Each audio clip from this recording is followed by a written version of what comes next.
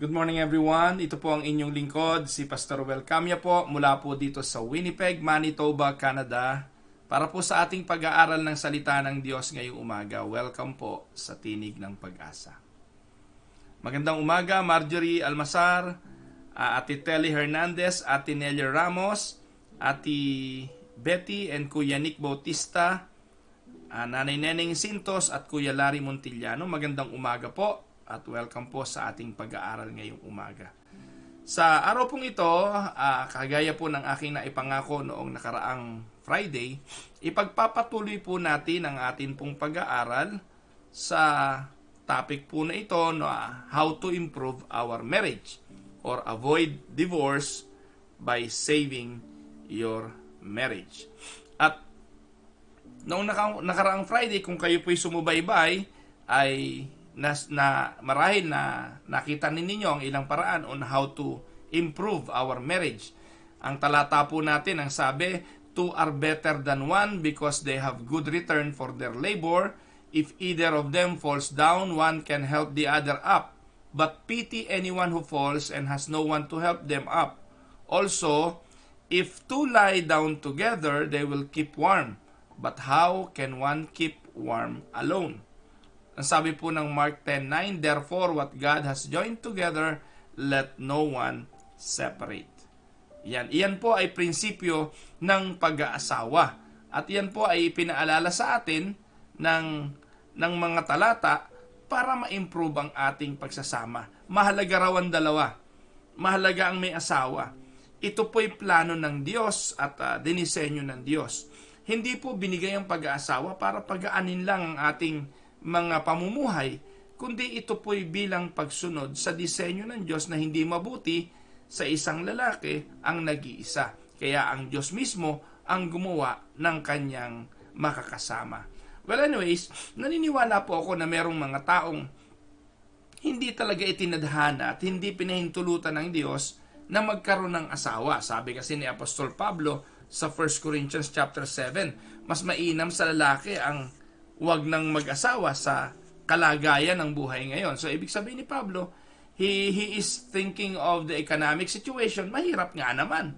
Sipin nyo nga naman ang bumuo ka ng sariling pamilya, ititira mo yung asawa mo sa bahay mo, kailangan kasi hiwalay. Ito ang prinsipyo ng Bible eh. Hindi po in-encourage ng Bible na makikitira kayo sa mga biyenan. Sabi ng Bible kasi, iiwanan ng lalaki ang kanyang mga magulang, sasama sa kanyang asawa at sila'y magiging isa. So that speaks of being independent. Kasi po hanggat nandun kayo sa bahay either ng mga in-laws, sa lalaki ng side o sa babae na side, it will be very difficult for you to learn how to be independent as a couple. Kaya mahalaga na kayo ay nakabukod. And imagine niyo gaano kahirap yung bumukod. Hindi po ba? Kung sanay ka na, binata ka, namumuhay ka ng ikaw lang ang iniintindi mo sarili mo at merong umiintindi sa'yo dahil may magulang ka. Ngayon, hindi na pwede ganon. At dito po maraming conflict na nangyayari kasi may mga asawa, either lalaki o babae, na hindi nag-mature. Mga may asawa na dapat mga independent na umaasa pa rin sa kanilang mga magulang pagdating sa maraming bagay tungkol sa kanilang buhay. At minsan, hinahanap yung comfort ng bahay. Lalo na kung dati senyorita doon sa kanyang bahay o senyorito sa kanyang bahay dahil may mga magulang na tumutulong o lalo na yung may mga katulong. Paglipat mo ng buhay independent na wala kayong katulong, nagsisimula pa lang kayo, yung mga early stages ng marriage na yon ay napakahirap sa mag-asawa. That is going to be a difficult adjustments na kailangan matutunan. So anyway, lahat ng mga bagay na ito ay na-discuss ko na last Friday, and kung hindi po ninyo napanood yon, balikan nyo po yon, yung pong atin pong video na iyon. Puntahan nyo lang naman po yung Tinig ng Pag-asa group or page or Winnipeg Unida. Nandun po lahat ang mga videos na ito na pwede nyong balik-balikan. So importante po mga kapatid, to improve the marriage, honor and respect your partner. I guess that is important. O unahin natin yung commit to your relationship. So number 1, commit to your relationship. Ayan. So ano pong ibig sabihin nito? dapat po nandun yung paniniwala mo na ikaw ay nakipag-asawa, ito'y for a lifetime. Ito ay hindi pansamantala lang, kung hindi ito ay panghabang buhay. Yung kontrata na pinirmahan ng marriage, sa marriage license, sa marriage contract, ay hindi na expired. Walang renewal ng kontratang ito. Ito ang kontrata na once na pinirmahan mo, ang dissolution nito ay pagpatay ka na. So to combat the risk to your relationship, decide ahead of time that divorce is not an option. Making the commitment will help you focus on making your partnership stronger than thinking about what life might be like outside your marriage. Minsan kasi ito ang problema eh. Naglalaro sa isipan natin eh. Kapag may problema na sa relationship, ano kaya mangyayari kung maghiwalay na lang kami? Baka mas masarap pa ang buhay ko kapag wala na ang asawa ko. Do not think about it. Commit to the relationship and accept the fact that this relationship maybe will turn sour, but you need to fix it and remain on that relationship forever. Yun po yung gusto ko pong ipaliwanag. Commit to your relationship. Pangalawa, honor and respect your partner. People inevitably change over time. Wala namang perfecto. Lahat naman tayo nagkakamali. Pero sa kabila ng mga bagay na ito, ibigay natin ang paggalang at pagrespeto. Understanding, appreciating, adapting to those changes is critical in any relationship. Start by making a list of your partner's best quality instead of looking the fault or looking for the fault or looking for the negative on your partner. Alam niyo, minsan, pag nagsisimula ang pagsasama at nung nagkakasama, hinahanap natin lahat ng ideal. Pinakasalan natin ng isang lalaki sa pag-asa na yung mga flaws, yung mga kamalian, yung mga kahinaan ay magbabago immediately. Paano kung hindi magbago? So, kapag hindi siya nagbago, matuto kang tanggapin ang mga kahinaan na yon. Kasi we grew up on a different culture. May mga nakasanayan na minsan hindi naman agad-agad nagbabago. Sabay kayong magbago, sabay kayong tumanggap sa mga kahinaan, and it will make the marriage grow even more. So, honor and respect your partner. Susunod, importante ito, communicate regularly. Paano kayo lalago at magkakaunawaan kung ano yung mga bagay na kailangan i-improve kung hindi naman kayo nag-iipon? Marami pong nasa relationship ang ipon lamang ng mga basura, at gaya po ng lagi kong nababanggit, kapag puno na yung truck ng basura na yan, wala namang choice kung hindi tumapon yan. At kapag tumapon na yan, minsan hindi na ma-fix. Madami nang nadadamay. In the age of smartphones, Netflix, and work from home lifestyle na nangyayari ngayon during quarantine, it is easy to get distracted. You might find that you often go days without having real conversation with your spouse. Minsan nga kumakain kayo together pero tigisa kayo ng cellphone. Minsan nga itong ironic, nasa bahay kayo, nagte-text pa kayo sa isa't isa. Cute yon. Kung ang mga bagay na kailangan nyo sabihin ay discreet, or meaning may mga ibang tao sa loob ng bahay, or may kasama nyo yung mga anak ninyo, it will be cute and sexy to sometimes text your wife about naughty things na kayo lamang dalawa at para sa inyo. Halimbawa ay, honey, tulog na tayo. O sweetheart, tulog na tayo. Akit na tayo. And sara na natin ang pinto. Something like that. That will be cute, sexy, to enhance your sexual and physical relationship. Pero hindi ganon. Minsan, kailangan lang mag-utos, kailangan pang i-text. Kailangan lang ipagawa, kailangan pang i-text. Samantalang pwede namang mag-usap. It is also crucial that you also listen to your partner's inner voice and let her or him voice their thoughts. Minsan natatakot na magsabi, natatakot magsalita. It can be helpful also to set aside at least 30 minutes to an hour each day ng free from interruption or distraction communication para madiscuss ang mga nangyayari sa inyong buhay. Communicate regularly. Minsan magugulat ka na lang. Hindi niyo ba napansin? Pag hindi naging interesting ang inyong communication, mas magiging interesado pa sila sa communication sa iba. Kaya, yung communication hindi tuusan lang ng utang at hindi tuusan lang ng gastos. At hindi panahon, ito yung minsan nakakapikon sa mga babae. Mag-uusap nga kayo pero sumbatan ang nangyayari. Bakit hindi communication about good things? Yung magagandang mga bagay like halimbawa ay yung gusto nung partner mo at hindi yung laging gusto mo. Minsan wag tayong maging selfish sa communication. Sinasamantala natin yung oras ng communication para igiit yung mga bagay na gusto natin. Take note, mga babae, ayaw ng lalaki niyan.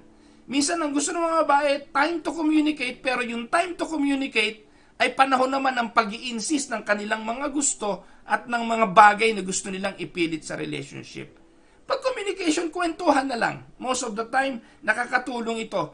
Yung simpleng kwentuhan, magchismisan nga kayong mag-asawa, pagchismisan nyo yung iba, pwede yun. It can enhance your relationship. Pero pagsisihan nyo na lang pagkatapos na, sorry Lord, pinagchismisan namin si ganito. Pero minsan nakakatulong yun. Huwag naman yung masyadong pag-upo nyo, talaga naman para kayo nasa meeting na kailangan detalyado, planado ang lahat ng iyong mga salita na kapag nagkamali ka, ay mabobomba ka ng kung ano-anong mga sama ng loob at hinanakit. Kaya ayaw ng lalaki ng madalas ganitong communication kasi nauuwi ito sa away. At kesa mag-away pa, wag na tayo mag-usap dahil most of the time, ang communication na gusto ninyong mangyari ay hindi healthy. So, anytime na meron kayong time para kayong mag-usap, balikan ninyo nung nagliligawan pa lang kayo. Nung panahon na yon, kilig na kilig ka, makita mo lang yung boyfriend mo o makita mo lang yung naliligaw sa'yo. Pero ngayon, pag nag-uusap kayo, kung ano-ano ng mga problema ang gusto nyong i-discuss. Hindi ganon. Balikan nyo lang nung unang mga panahon, minsan nga magkatabi lang kayo, okay na. Himasal lang kayo ng daliri at kuko, okay na. Pero ngayon, bakit yun ang nawawala? Kasi iba na ang gusto nyo pagdating sa communication. Sa communication, ang maipilit, ang maisaksak ninyo na minsan ay hindi nagiging healthy. Yun po yun. Susunod, share financial expectation. Mahalaga ito. Many marriages are fraught with disagreement over finances. Couples often bring different expectation about money sa kanilang mga relationship, and each partner can find it difficult to see the financial situation from the other person's perspective. Kaya mahalagang pag-usapan ito. Kasi issue to Sabi nga, masarap mag-away sa pera kung meron. Pero ang pinakamalungkot, nag-aaway kayo sa pera nang wala. Ano po? So, you need to come to an agreement on how you will use money, on how you will handle money. It is a critical component of a successful marriage. You need to agree on budget. No, meron pong mga tao, sabi nila, mabuti pa nung wala tayong masyadong pera, hindi masyadong issue, wala tayong masyadong binabudget. Pero ngayon na meron na tayong pera, doon na minsan nagkakaproblema. You also need to learn how to approach debt o yung utang.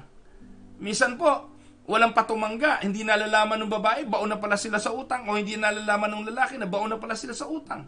You need to make a plan to live within your limits, within your budget. Hindi, alam niyo po mga kapatid, hindi ako pwedeng maniwala, kung ako ang lalaki, hindi ako pwedeng maniwala na ako nagpo-provide tapos nakikita ko on how my wife spend the money ng sobra-sobra tapos sasabihin ko, bakit tayo nagkautang? Yun po ay alibay na lang ng mga lalaki. Antimano, alam ng bawat isa sa nangyayari sa buhay ninyo dapat kung hanggang saan ang limit ng inyong mga paggasta. Hindi po ba? At you need to prioritize things on spending. Baka naman hindi pa kailangan bumili ng bagong kotse. Baka naman kailangan mangupahan lang muna at huwag piliting bumili ng bahay. Baka naman yung mga trip na yan or pasyal na yan pwede muna ipagpaliban at unahin muna ang para sa tuition fee. Alam niyo po ba na napakaraming nababaon sa utang dahil mali ang prioridad? Pwede naman na wag muna flat screen TV ang bilhin. At pagtyagaan na lang muna yung mga malaking likod na TV na pinamimigay lang. Marami hong gano'n dito. At pwede rin naman na huwag makisabay sa mga nangyayari sa buhay ng iba. Alam niyo po, yung pagsali sa mga social media group, na sa Facebook, na nakikita mo yung galawan ng mga kapwa mo Filipino, especially yung mga nandito sa Canada o nasa Amerika. Yung mga involved doon sa social media, nakikita po nila yung iba ganito. Naku, nag-fishing yung iba, makigaya kahit hindi marunong mag-fishing. Yung iba nag-kayak, bumili ng kayak. Yung iba nag-boating, bumili ng boat. Lahat na lang po ng makita, ginagaya. Ang tanong, ito bang prioridad? Will it be for the safety of the family? Kung ito'y for the safety of the family, yung muna unahin. Minsan po mga kapatid, inuna yung mga nagpagawa ng bagong garahe, nagpagawa ng bagong washroom, nagpagawa ng kung ano-ano, nakalimutan, walang alarm yung bahay niya. So ano nangyari? Napasok ng magnanakaw, lahat ng mga biniling gamit, ninakaw. So ano bang priority? Ano una? Ano po? Samantalang importante, dito sa Winnipeg, dapat meron kang house alarm. Kasi nagdideteryo ng mga magnanakaw. Meron po akong kilala, ganun, kompleto bahay. Wala namang alarm. Isang araw, pinasok. Walang lahat. So, anyway, may insurance naman. Siguro yun ang katwiran nila, makiklaim naman sa insurance. Pero to relieve yourself of the hassle of those things. Paano kung napatay? Kasi dito, may pumasok, napatay yung anak. Patay. So, alam dapat natin kung ano ang paggamit at saan gagamitin ang pera. It is also important to differentiate between the needs and the wants. While both are legitimate naman yung wants paminsan-minsan eh. Ano ba naman yung paminsan-minsan gumasta para sa paglalamierda, pamamasyal? Okay lang yun. Pero alam niyo po, without the two of you talking and discussing what is the needs and what is the want, magiging cause ito ng problem sa inyong pagsasama. Panlima, give each other space. Ayan. Parang dito tayo tumigil last week, So one of the hardest things to balance in a marriage is the right amount of time spent together. And too much, take note of this, too much can like smothering, like too little can be interpreted as inattractive or inattentive. Yung sobra, nakakasakal. Yun namang kulang, ay pwedeng i-interpret bilang pagwawalang bahala. So ano pong ibig sabihin? Bigyan natin ng atensyon ng ating asawa. When your partner needs space or a night with the friends, bigay nyo rin. Minsan naman, napakadamot eh. No? Lahat na lang gusto, siya. Lahat na lang gusto, siya. Sarili. Aba mga kapatid, yung naging asawa mo, may buhay din yan. Ano po? Ang buhay niya na hindi lang ikaw. May buhay niya sa kanyang mga kapatid. May buhay niya sa kanyang mga kaibigan. May buhay niya sa kanyang mga anak. Alam niyo po ba na may mga asawa nagseselos din sa kanyang mga anak? Huwag ganon. No? Para naman maging healthy yung wife mo o yung husband mo, hayaan mo siya makakuha ng ibang idea sa iba. Kasi natututunan din natin ang mamuhay ng papaano may asawa sa karanasan ng ibang asawa. Pag ang mga lalaki nagkwentuhan at nakita at naikwento, minsan sa mga yabangan ng mga lalaki, na papag-usapan yung kanilang buhay may asawa at sasabihin, ganito kami, nakakatulong yun sa asawa mo dahil nakakakuha siya ng informasyon on how to enhance your relationship with him. In the same manner, ganun din naman yung iba. Ganun din yung babae. May nagme-message po sa akin kaya, naku, ano ba ito? Ang dami. Teka muna, patay lang muna natin. Ayan. So, ganun po. Ganun din yung mga asawa niyong babae. Pag lumabas yan kasama ang kanyang mga kaibigan, pwedeng matuto yan ng bagong luto, ng bagong recipe, mai-apply sa buhay ninyo. Pero pag kinulong mo lang sa iyo, no, ang sabi ko nga, too much of too much of being together feel like smothering. Nakakasakal din yan.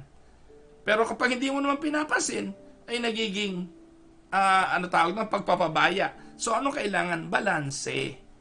The key is that you both make a concerted effort to spend quality time together while allowing also each other the space to have an outside community.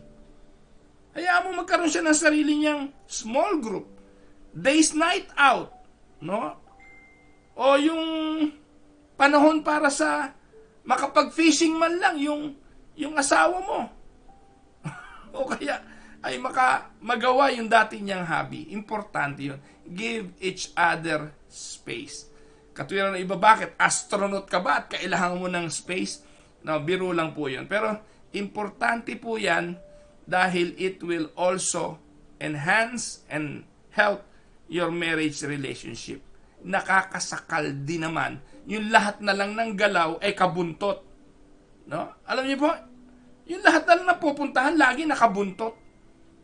Mga kapatid, hindi ka naging anino ng asawa mo. Ikaw ay asawa, pero ilagay mo sa yung pagiging asawa sa tamang lugar. Amen po ba doon? Ayan. Susunod, work on wellness. Importante ito. Mga kapatid, exercise din naman paminsan-minsan. At gawin yung masaya ang moment na ito. Magpaganda-ganda rin naman. Maligo-ligo, magsuklay-suklay, maghilamos, o maging mabango. Work on your wellness. This will enhance the marital relationship. Nung nanliligaw pa lang, bago dumating yung manliligaw mo, nako, naglinis ka ng bahay, naglinis ka ng kuko, naghilamos ka, nag-makeup, kung todo-todo, no? Pag mag-asawa na, wala na. Napo, lahat na lang ang sama na ng itsura. Mga kapatid, nakakatulong yung work on your wellness. And when I speak about wellness, your total whole being as a woman or as a man. Mahalaga yon. Yung grooming, pambihira naman, no? Ang haba na ng buhok mo, hindi naman bagay sa'yo. Tanong-tanong din naman sa iba, okay ba tong buhok ko? O kaya tingin-tingin din sa salamin. Baka naman pwedeng ma-enhance pa, mga kapatid. Yung bagay na yan ay mahalaga kasi nung bago pa lang kayong mag-asawa, tapos magtatanong ka, bakit hindi na ako niyayakap? Hindi na ako hinahalikan. Nung araw, mabango ka lagi. Pag natatabihan ka, mabango. Ngayon, nako, amoy Clorox ka. Tapos, amoy perla. Paano kaya yakapin? Di ba? Pwede naman. Sino ba naman ng Victoria's Secret? O kaya doon sa Bath and Body Bath na mga lotion doon. Pagising sa umaga, lagay ng konting lotion para hindi amoy tinapa sa umaga. Po, malaking bagay ang work on your wellness. Tapos, exercise. Bawas-bawas ng konti ng timbang. Maglagay ng limit. Hanggang dito lang ako. Pag sumobra na doon, bawas-bawas. Gumawa kayo, no? Keeping up with your physical fitness boost your confidence and sense of well-being. Ikaw mismo para sa sarili mo. Para sa iyo Diba? Pag fit ka, pag medyo sexy ka, sa iyo mismong sarili, nakakatulong ito for your personal well-being. At ginagawa mo rin dapat ito, hindi lang para sa iyo, kundi para sa iyong kabiyak. So, yan. Grooming, makeup. Alam niyo ba, pangarap ko nga sa buhay, makita ko misis ko naka-makeup Kasi napakadalang ko po makita to naka-makeup. Pero pag nasa bahay ka naman, wag namang ganun na. Sabon-sabon lang at hilahilamos, tapos okay na po yun. Importante lang, yung makita ng iyong asawa na ikaw ay malinis, na ikaw ay attractive pa rin katulad nung bago-bago pa lang kayong nagsasama. Ayan. Susunod, mahalaga ito, have a date night. Or a date kahit hindi night. Kahit grocery can be a date. Or papunta sa kung saan man can be a date. Another way to keep the flame burning in a marriage is to continue courting your spouse. Anong gusto mo? Anong gusto mong kainin? May mga lalaki na hindi sila ganun ka-vocal paano mag-express. Pero may mga paraan ng lalaki, ng paraan ng pagpapakita ng kanilang panliligaw, ng kanilang pagmamahal. Maybe by serving you, by cooking for you, by asking what you want. Depende yun Try to make a time na maibigay yung mga kagustuhan ng isa't isa. At ito po'y reciprocal Kung ano binigay mo, ganun din naman madalas ang iyong tatanggapin. Kaya importante, ang isipin natin, hindi lagi yung gusto natin, kung hindi kung ano man yung gusto ng ating partner, ng ating asawa. Ano kaya gusto ng misis ko? At yun ang ibigay ko. Hindi yung ano kaya gusto ko, itong hihingin ko. Nakuha niyo po? sa mga date, sa mga pagsasama, minsan kaya ayaw sumama sa inyo kasi kung ano-anong pinipilit ninyo. Hindi ba minsan, saan mo gustong pumunta? Hayaan mo naman siya mag-decide. Hindi yung, mag-date tayo, gusto ko pumunta sa ganito. Ganun pa lang, parang obligasyon doon sa asawa mo na samahan ka dahil iyon ang gusto mo. Driver ang kailangan mo at hindi date night. Nakuha niyo po? So minsan, kung ano yung gusto ng asawa mo, pagbigyan mo at maniwala ka man o hindi, sa susunod, maliban na lang kung patay na lukan yung asawa mo, talagang pukpukin mo na sa ulo. Yung siya na lang lagi pinagbibigyan mo at siya na lang lagi nasusunod sa mga gusto niyong puntahan, mali naman yon. Then that was the time that you need to insist. Ako naman ngayon. O kaya bigayan. O nakaraan, yung sumunod na luwas tayo, ikaw ang nasunod, saan tayo pumunta? This time naman, pwede ba dito naman sa akin? Huwag naman laging sa halaman na ng punta nyo dahil ang gusto mo halaman. Natanong mo ba yung asawa mo ano naman ang gusto niya? Sorry doon sa mga babae na gusto lagi sa Home Depot, doon sa garden, sa mga... Naku naman, okay lang yan. Pero pamisa-misa tanongin nyo, gusto mo ba pumunta tayo sa halamanan? No, okay. Kasi ngayon nauuso dito sa amin, puro halaman no? Ayun. So tingnan nyo rin. At baka naman busit na yung mga asawa ninyo. Okay lang naman yung pamisa-misa, pero sipin nyo, maghapong paikot-ikot ka sa halamanan, yung asawa mo, hirap na rin katatayo. Nakuha nyo po ba? So, okay na maging date yon. Magandang lugar para mag-date. Pero tingnan nyo naman kung gusto nung isa. At baka naman para sa kanya, sakripisyo na ang ginagawa niya. Pag ganon, hindi ito healthy. Kasi hindi ito nagiging means para pareho kayong maging masaya. Di naman kailangan mag-motel pa kayo Well, kung nakakatulong yon, why not? Pero, hindi kailangan yung mag-motel pa kayo katulad nung araw na ginagawa nyo nung bago-bago pa lang para kayo magkasarilinan. Well, there's a lot of ways to rekindle intimacy. Physical man or emotional intimacy. It's up to you. Pero importante, magkaroon kayo ng time together na pareho nyong gusto. Hindi yung napipilitan lang. Kasi, gusto mo mag-exercise, ayaw nung isa, pipilitin mo. Ginagawa niya yun, pero aburido siya habang ginagawa niya. Kung gusto mo, gawin mo. Pero kung ayaw niya, wag mong pilitin. Kasi hindi yun nakakatulong sa relationship. Dalawa nga kayong gumagawa nun, aburido naman yung isa. Hindi yan nakakatulong. No? Pangwalo, forgive quickly. Ayan. Marriage often begin to fall when one person is holding a grudge. Sabi ko nga mga kapatid, kapag walang problema ang puso at walang kinikimkim, kahit ano pwedeng patawarin. Pero kapag puno na ng grudges, konting bagay pag-aawayan. Kung matigas ang kanin o malata, pag-aawayan yan kapag meron ng mga grudges. Meron lang tumapong konting tubig sa sahig na hindi napunasan, pag-aawayan yan kapag may grudges.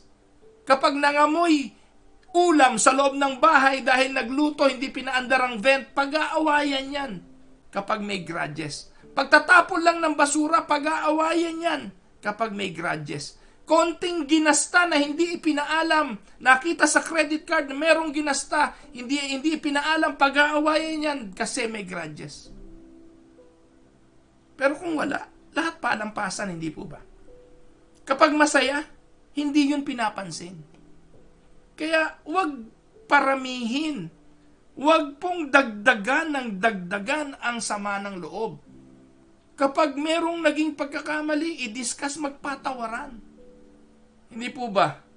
Research has shown that feeling contempt toward your partner almost always festers and can lead to divorce if it is never resolved. Kaya po nauuwi sa divorce Ipon ng ipon. Sige pa, konti pa, dagdag pa. Pag hindi ako nakatiis, tatawag ako ng pulis. Ayun. Alam niyo po ba na pag dito sa Canada, subukan mong tumawag ng pulis at magsumbong. Susunod nun, restraining order. Paghihiwalay na kayo, hindi na kayo pwedeng magkita. 15 meters suya tayo. Ano mangyayari? That will lead to divorce. So try to forgive your partner as quickly as possible. Remember that forgiveness is just as much as gift you give yourself. You forgive not because of him or her, but because of yourself. Because the more you keep grudges, holding a grudges takes up mental and emotional space and almost always impacts your health and your stress level. Well, kung gusto mo mamatay agad at gusto mo magkasakit, sige, kim-kim pa. Ipon pa. Ipon pa more. Kalaunan, ikaw rin ang maapektuhan. Kaya nga lagi ko sinasabi, do not put your emotional health in the hands of somebody else. Huwag mo ilagay sa kamay nila, huwag mo ilagay sa kamay niya ang iyong emotional health. Alam niyo, minsan nakakatawa, pag nagka-counseling ako, nakikita ko, minsan wala namang kabagay-bagay dun sa isa, pero para dun sa isa, apektado siya. Lalo na yung magkaiba yung temperaments, ano? Yung isa talagang stress na siya, pero para doon sa isa, wala lang. Sabi niya, ewan ko ba dyan, ba't ganyan yan? Nakuha niyo po. Ikaw ang apektado samantala yung asawa mo, wala lang. Ikaw nando ka sa dulo na gusto mo na makipaghiwalay, magugulat yun. Bakit? Ano ba ang problema na makikipaghiwalay ka? Kasi inipon mo ng inipon. So, if you have wronged your partner, then sincerely apologize and ask for their forgiveness. So makinig, no? Let them know you will work on how to do things differently in the future. Wala namang perfecto eh. Dahan-dahan, unti-unti. Ako po, alam ko, maraming pinagtiisan ng misis ko sa akin. Maraming pinagtiisan si Dang sa akin. At hanggang ngayon, pinagtitiisan pa rin niya.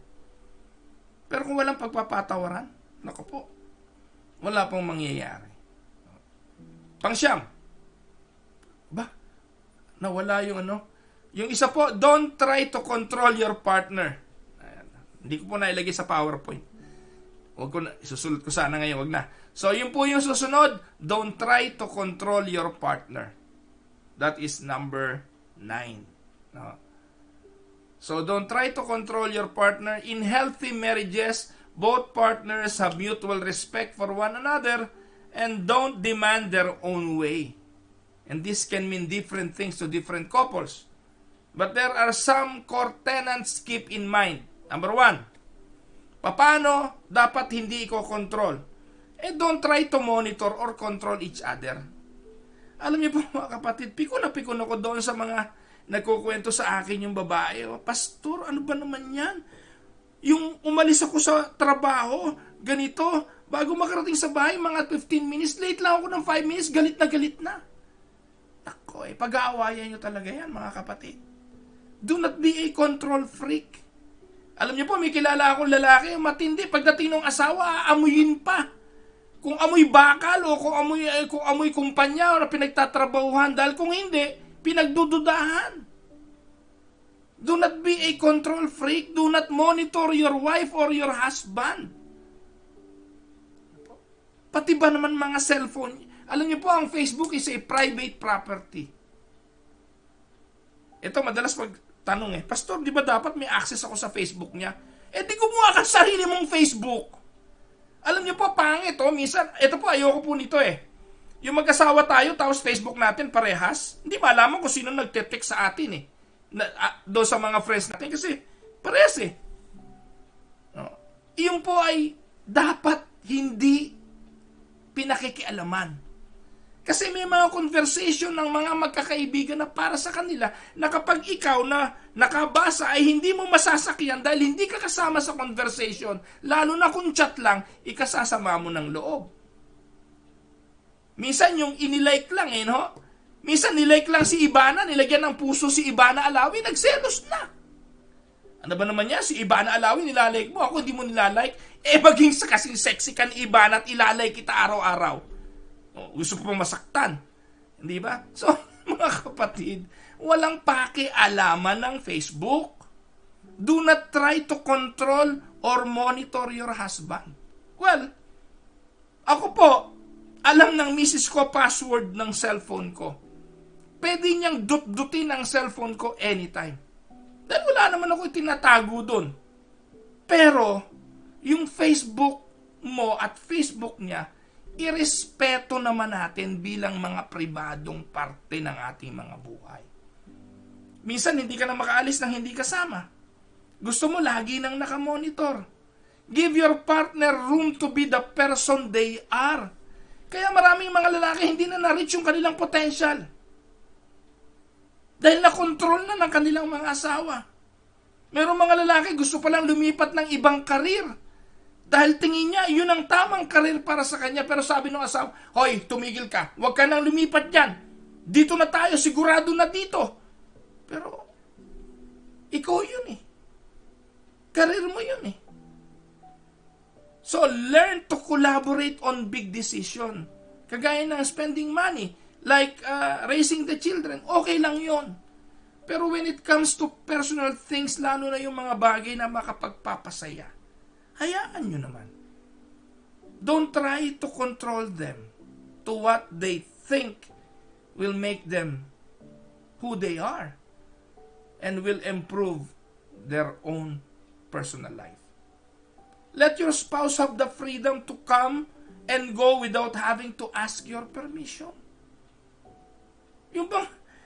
Napakasarap na, yung kalayaan gawin mo isang bagay na hindi mo na kailangan ipaalam dahil hindi naman nakasalanan.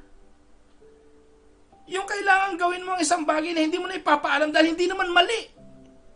Pero meron naman talagang asawa, lahat na lang. Oh, ba't mo inilipat yan dyan? Ba't inilagay mo yan doon? Uli-uli, paalam mo sa akin. Naku po mga kapatid, pag ganun ang buhay ko, mabuti pang tumira sa bilangguan. Nakuha niyo po? Ewan ko kung gusto niyo ng ganung klaseng buhay na lagi na lang kayong binabantayan. Partners who attempt to control one another risk becoming emotionally abusive. They might display signs of financial abuse which frequently leads to divorce. Amen?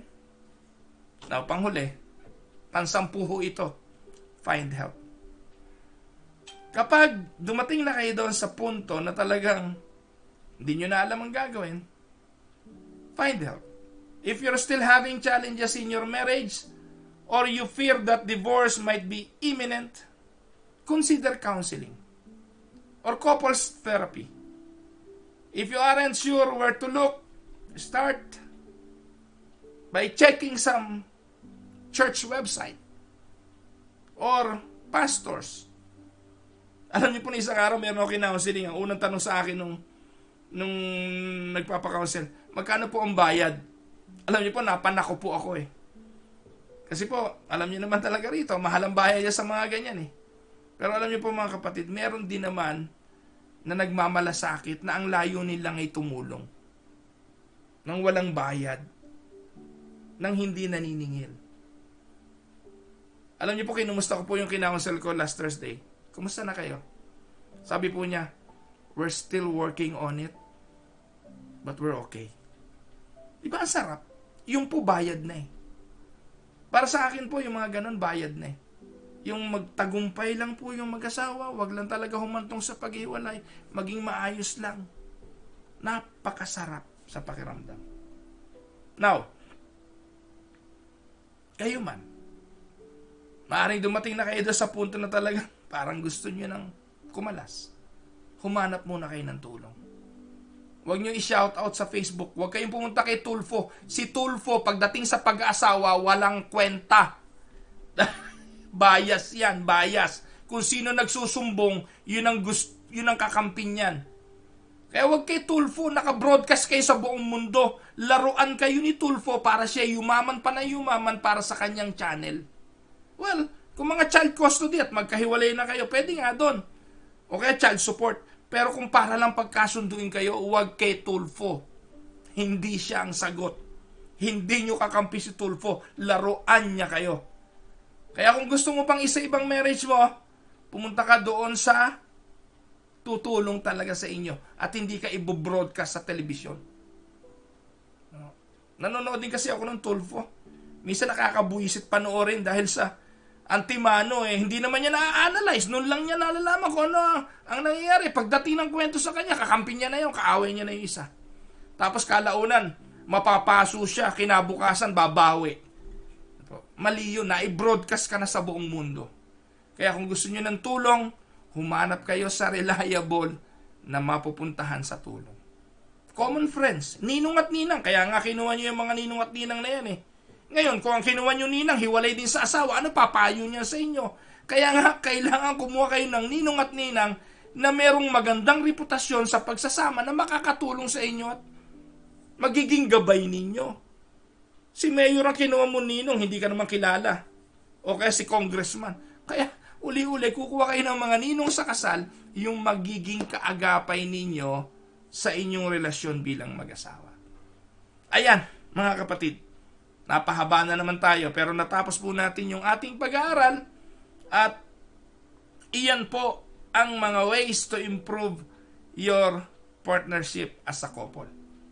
And I hope may natutunan po kayo. Tayo po ay dudulog sa Panginoon, tayo po ay mananalangin.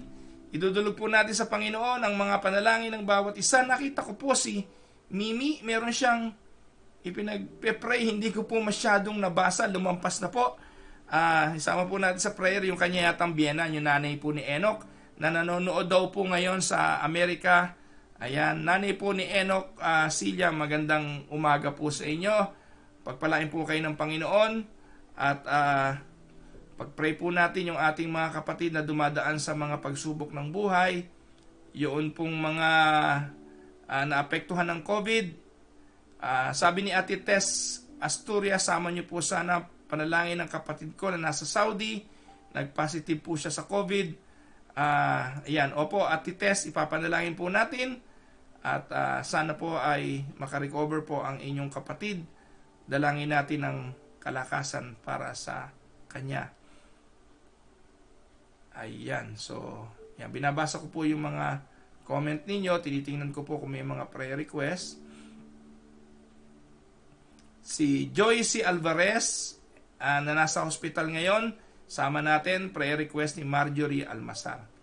Si Ate Ruby Pakinggan, sama rin po natin sa prayer, ang patuloy po niyang kalakasan. So yan mga kapatid, samahan po ninyo ako. Gusto ko pong ibalita sa inyo ng amin pong mahal na pinsan na si Ate Baying ay sumapiling na po ng Panginoon kahapon. Si Ate Baying po ay anak ni Nanay Puste at ni Kakang Inong Paredes. At sa pamilya po ng mga Kalitis, pamilya po ng mga Paredes, ang Ate Baying po ay sumapiling na ng Panginoon. Naulila po niya ang tatlo niyang anak, si Erwin, si EJ, at si Kongkong, at ang kanyang asawa na si Kuya Insoy. So, tayo po ay dumulog sa Panginoon, tayo po ay manalangin. Panginoon namin Diyos na makapangyarihan sa lahat, nagpapasalamat po kami sa iyo sa araw na ito, sa patuloy po na pagsubaybay mo sa buhay ng bawat isa sa amin, sa mga biyayang hindi mo po pinagkukulang, sa patuloy na pagtuturo sa amin, papaano mapapalago ang aming mga buhay, pag-aasawa. Ingatan mo po ang bawat isa, lalo na po yung mga dumadaan sa pagsubok, may mga karamdaman, yung mga may suliranin sa finances, mga nawalan ng trabaho. Panginoon, sa iyong mga kamay po namin ito inilalapit at umaasa na hindi mo po sila bibiguin. Lahat po ng bagay alam naming batid mo. Hindi po nalilingid sa iyo anumang bagay. Sa katotohanan iyon, panatag at payapa kami dahil alam namin merong Diyos kaming nagbabantay. Sa umaga pong ito, ang amin pong mga taga-subaybay at tagapakinig sa Tinig ng Pag-asa, aliwin mo sila, Panginoon, at mangyaring daluyan sila ng kapayapaang nanggagaling sa Santong Espiritu. Ito po ang aming dalangin sa pangalan ng Panginoong Hesus. Amen and amen. Mga minamahal na mga kapatid, binabati po natin si Lola Emily Gamoras. Lola Emily, magandang araw po. Miss na po namin kayo. Kumusta po sa inyo? Ni Kuya Dan. At sana po ay lagi kayong nasa maayos na kalagayan. Ganon din po si kapatid na Jacqueline Kamingal. Magandang araw sa iyo. Ate Agnes Causaren. Si Ate Libay Arca Esteban. Si Nanay Josephine Reyes. Si Rosalie Cunanan. Si Nanay Flor de Lisa Maynes, magandang araw po sa inyo. Si Miriam Ai Advincula, magandang araw Ai. Si Kuya Manix Cruz, magandang araw po. Si Ate Marie Cruz, si Ate Ellen Gonzales, si Ate Carmelita Enriquez, magandang araw. Lilia Esnor, good morning Lilia. Ate Leti Purificacion, magandang araw po. Kay Lily Camialu, magandang araw bunso. Kay kapatid na Rodante Kerubin, kay Ate Carolina Bukiran, kay Ate Tess Asturias, si Jesser Icalya, patuloy po natin siya isama sa panalangin. Ayan, good morning po, magandang araw po Ate Cora Dolor, Nanay Belen Olaes, magandang araw po, Kuya Eddie Sauler at kay Ate Del Sauler, kay Ate Gina at kay Kuya Pedoy de Castro, magandang araw po sa inyo. Kay Miriam de Guzman at kay Angel at sa mga bata. Kay Ate Edios Pascal, magandang araw. Kay Eric Advincula, magandang araw Eric, pagpalain kayo ng Panginoon. Kay Nanay Hilda Mendoza, kay Ate Mirna Sinfuente, kay kapatid na Dario Sanchez, magandang araw sa inyo mga kapatid. Yung pamilya Sanchez, no, kina Kuya Boyet, yan, pagpalain kay Kuya Cesar, pagpalain po kayong lahat mga kapatid. Si Ate Echi Bartolome, si Mimi Castro, si Ate Zenaida Cosenas, si Mariví Enriquez Frias, yung pamilya Enriquez na po, magandang araw po. Si Ate Rose Pascua, si Kumaring Ami Santos, si Tita Castillo, si Kuya Larry Montillano, si Miriam Galvan, si Ate Ruby Pakinggan, magandang araw po. Si Annabel Cuenca, si Ate Heidi, at yung kanyang pamangkin, let us continue to pray for him, yung makakuha na po ng kidney donor si Epoy. Ayan, si Pastor Mark Loy Marato. Nasa hospital po pala si Pastor Loy sa Cagayan de Oro. Sama po natin sa prayer si Pastor Loy Marato. Ayan, si Noemi Gudaka, magandang araw. Si Ate Luring. Ayan, si Ate Luring po, nanay ni Ate Weni. Sama po natin parati sa prayer. Nasa hospital pa po si Ate Luring. Magandang araw po Ate Delia Magkawas at kay Kuya Ban. Pagpalain po kayo ng Panginoon. Ate Norma, Kumaring Norma Luarca, magandang araw po sa inyo. Ayan, si Ate Celia Advincula, magandang araw din po, at si Ate LV at si Kuya Dol Paredes. Pagpalain po kayo ng Panginoon. Ay, nakakahinga. Hinihingal po ako. Kasi alam niyo po, hinahabol ko po yung oras kasi po kailangan mga 30 minutes lang po yung video natin. Ngayon po, umabot po tayo ng mahigit na pong, kung di ako nagkakamali, nasa mahigit na po itong 40 minutes or isang oras na ho yata, almost. So, ganun pa man, maraming pong salamat sa inyong pagsubaybay. I hope hindi naman kayo sumasawa at napagpapala kayo ng gawain ito ng inyong lingkod araw-araw. Again, nakikiramay po kami sa pagpanaw ni Ate Daniela Saludaga at ang kapayapaan nawa ng Diyos ang patuloy na maranasan ng Saludaga family at ng Paredes family. Ito po ang inyong lingkod, mga minamahal na mga kapatid, si Pastor Roel Camia, para po sa Tinig ng Pag-asa. God bless everyone.